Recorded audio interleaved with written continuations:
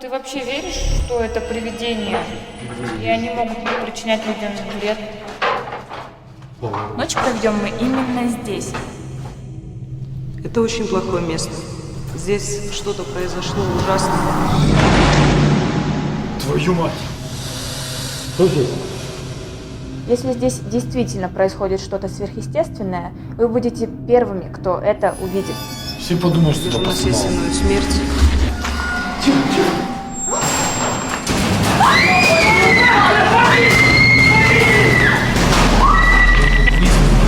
Ну так пропали, больше их никто не видел. Ребята!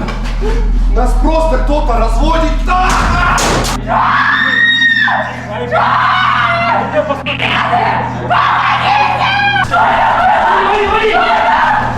Тебе говорят камеру!